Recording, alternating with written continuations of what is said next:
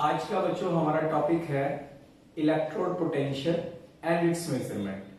तो आइए पहले देखते हैं कि इलेक्ट्रोड पोटेंशियल क्या होता है। Electrode potential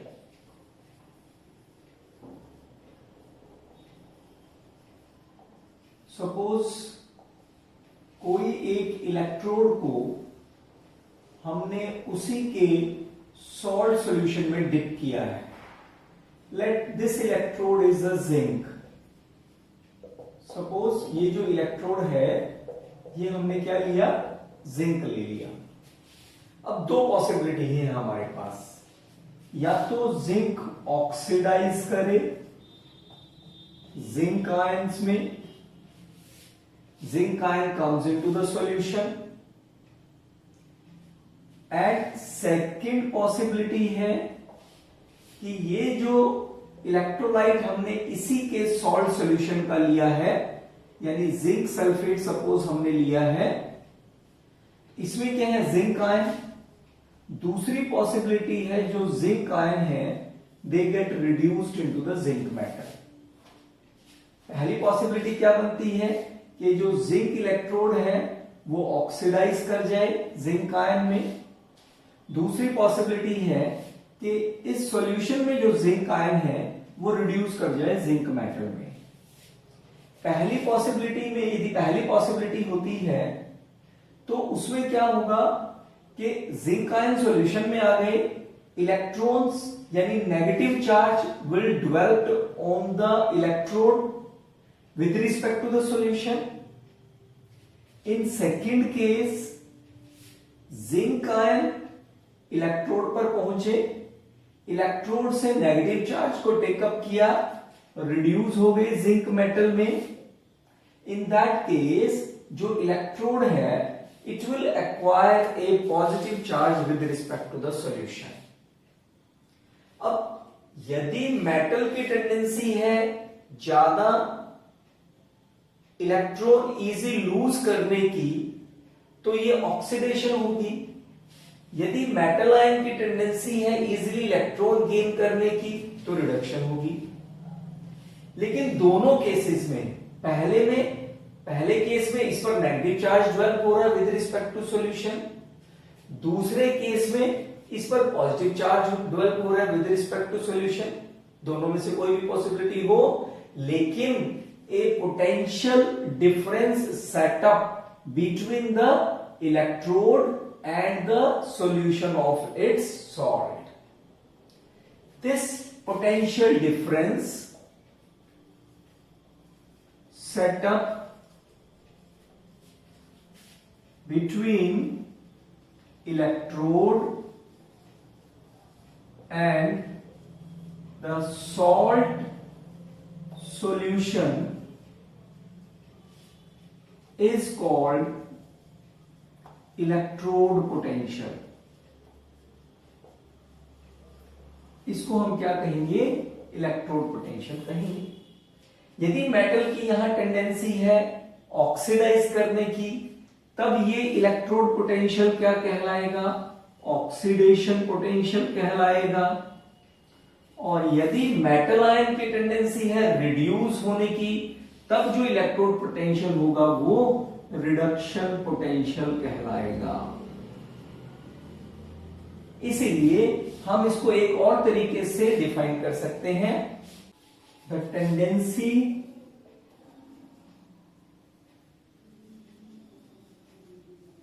of an electrode to lose और gain electrons is called electrode potential। इसको हम इलेक्ट्रोड पोटेंशियल कहेंगे।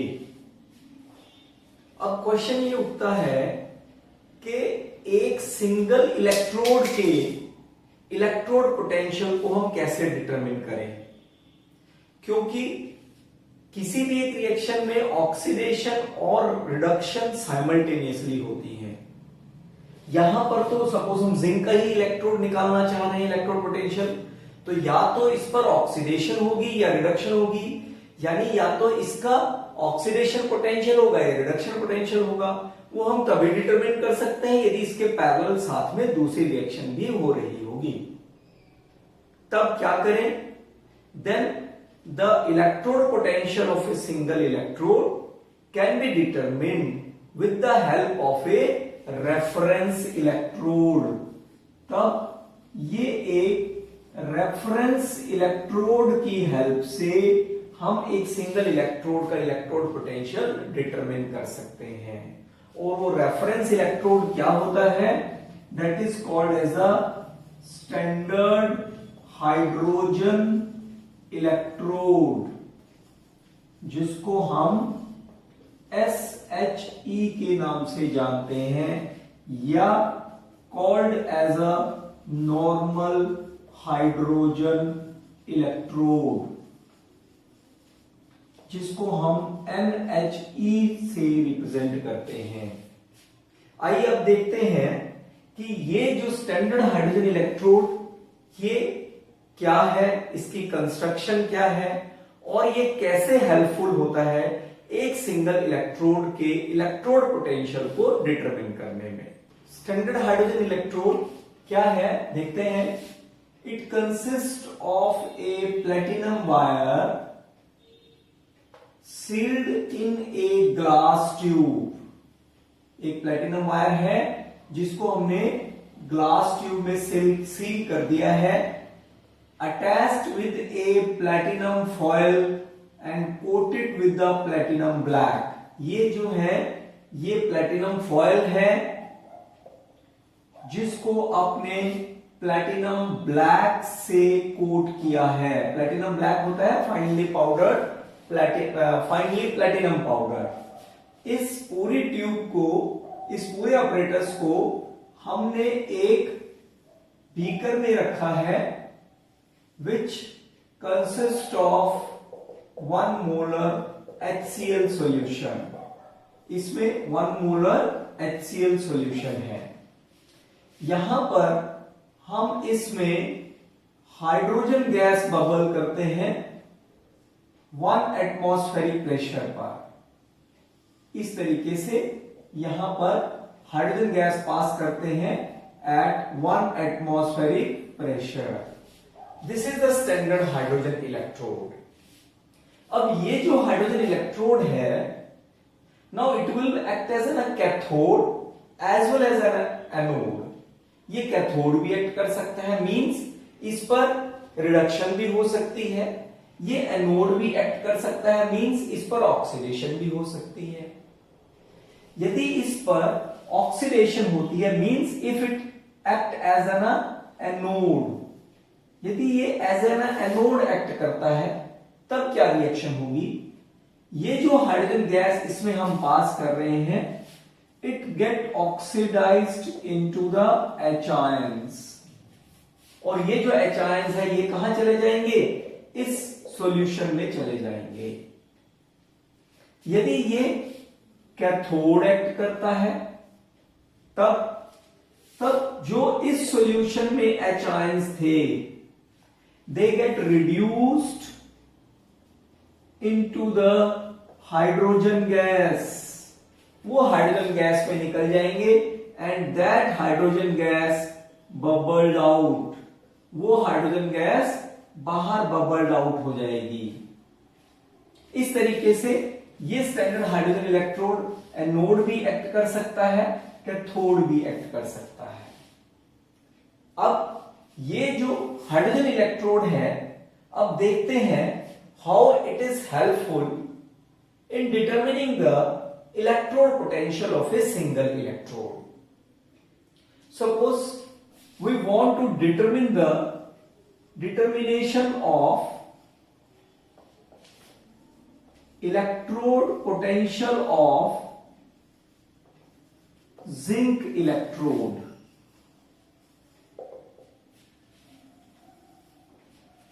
क्या करते हैं?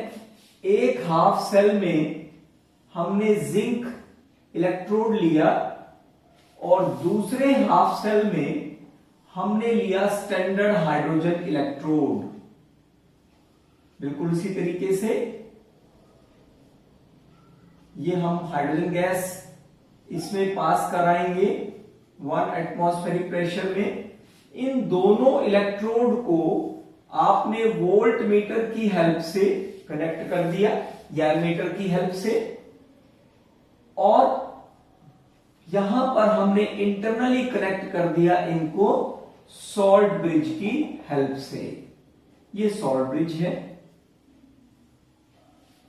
यहां पर जिंक इलेक्ट्रोड है, तो यहां पर हम इलेक्ट्रोलाइट क्या लेंगे, 1 मोलर जिंक सल्फेट, और यहां पर क्योंकि स्टैंडर्ड हाइड्रोजन इलेक्ट्रोड है इसलिए हम जो इलेक्ट्रोलाइट लेने वाले हैं वो है 1 मोलर HCl। इस सेल की जो EMF है, the EMF of the cell that was found to be 0.76 volt. अब EMF क्या होता है, the sum of oxidation potential of the oxidation half cell and reduction potential of the reduction half cell। यानी oxidation half cell का जो oxidation potential है वो plus reduction half cell का जो रिडक्शन पोटेंशियल है, उन दोनों का sum, that is the EMF of the cell. ये इस सेल की EMF हमें पता चल गई 0.76 वोल्ट है। जो करंट की डायरेक्शन है हाइड्रोजन इलेक्ट्रोड से जिंक इलेक्ट्रोड की तरफ। ये जो करंट की डायरेक्शन है, दिस शोज दैट कि oxidation take place at the zinc electrode, means zinc is taken as an anode and standard hydrogen is taken as an cathode. यदि ऐसा हुआ, then what happens, EMF of the cell equal to हमें कितनी मिली हुई है 0.76। It is equal to the sum of oxidation potential of the this half cell plus reduction potential of the standard hydrogen electrode. और याद रखिएगा, जो standard hydrogen electrode का रिडक्शन पोटेंशियल होता है, स्टैंडर्ड हाइड्रोजन इलेक्ट्रोड का reduction potential that is taken as to be 0 volt. ये 0 volt होता है। यदि इसका रिडक्शन पोटेंशियल 0 है तो इसका मतलब क्या हुआ कि जो हमारे पास जिंक इलेक्ट्रोड है इसका जो ऑक्सीडेशन पोटेंशियल होगा उसकी वैल्यू कितनी आ जाएगी, 0.76 वोल्ट आ जाएगी। और यदि हमें इसके स्टैंडर्ड रिडक्शन पोटेंशियल में यदि हमें इसको कन्वर्ट करना है, this is the oxidation potential, because oxidation take place at this plus reduction potential of this reduction half cell, this is 0, that is why the sum of these two equal to 0.76 volt, and so the oxidation potential of this zinc electrode is taken as 0.76। but यदि हमें इसको reduction potential में convert करना है, oxidation को reduction में हम कैसे कन्वर्ट करते हैं, बाय पुटिंग नेगेटिव साइन, उसको नेगेटिव में चेंज करके। सो जिंक इलेक्ट्रोड का जो रिडक्शन पोटेंशियल होगा वो -0.76 वोल्ट होगा। इस तरीके से हम किसी एक इलेक्ट्रोड के, सिंगल इलेक्ट्रोड के इलेक्ट्रोड पोटेंशियल को with the help of standard hydrogen electrode determine कर सकते हैं। आइए देखते हैं cell potential of the cell क्या होता है। हमने पहले पढ़ा था गैल्वेनिक सेल, याद कीजिए, जिंक कॉपर सल्फेट सेल, जिसमें एक हाफ सेल में ऑक्सीडेशन होती है जिसको हम ऑक्सीडेशन हाफ सेल कहते हैं, दूसरे हाफ सेल में रिडक्शन होती है जिसको हम रिडक्शन हाफ सेल कहते हैं। अब यहां पर इस इलेक्ट्रोड की टेंडेंसी है ज्यादा इलेक्ट्रॉन लूज करने की, इसलिए यहां ऑक्सीडेशन हो रही है। यहां पर मेटल आयन की टेंडेंसी है ज्यादा इलेक्ट्रॉन गेन करने की, इसलिए इस इलेक्ट्रोड पर रिडक्शन हो रही है। या हम ऐसा कहें कि इस इलेक्ट्रोड की इलेक्ट्रॉन लूज करने की टेंडेंसी बहुत ज्यादा है इन कंपैरिजन टू दिस। या हम ऐसे कहें कि इस मेटल आयन की टेंडेंसी ज्यादा है इलेक्ट्रॉन गेन करने की with respect to this. In both the cases, there is a potential difference set up between the two electrodes. एक पोटेंशियल डिफरेंस सेटअप हो जाता है दोनों इलेक्ट्रोड्स के बीच में, और यही पोटेंशियल डिफरेंस रिस्पॉन्सिबल होता है for the movement of electrons. इसी पोटेंशियल डिफरेंस की वजह से जो इलेक्ट्रॉन्स हैं वो मूव करते हैं from anode to cathode. This difference of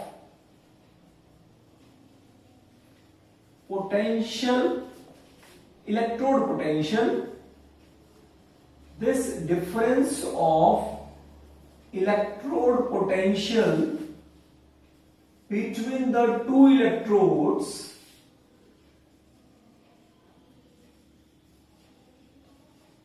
is called cell potential of the cell. Cell potential of the cell, इसी को हम सेल पोटेंशियल कहते हैं। अब क्योंकि इसी पोटेंशियल डिफरेंस की वजह से इलेक्ट्रॉन मूव करते हैं, जिसकी वजह से करंट फ्लो करता है from cathode to anode, that is why this is also called as the electromotive force.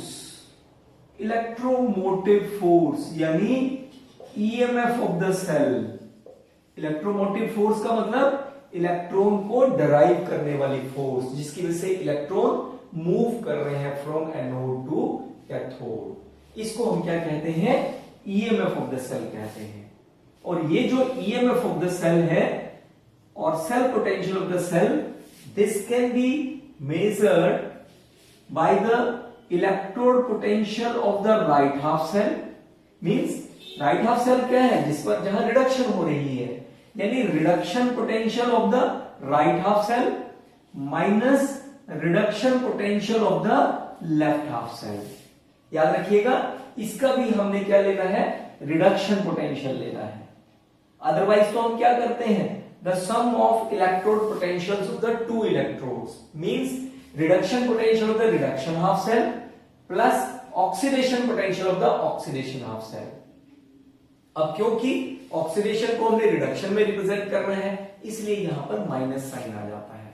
So that is how we can calculate the EMF of the cell, और which is called as the cell potential of the cell. Next lecture में हम लोग बात करेंगे electrochemical series, जिसको हम activity series भी कहते हैं, और उसकी एप्लीकेशंस की। Thank you.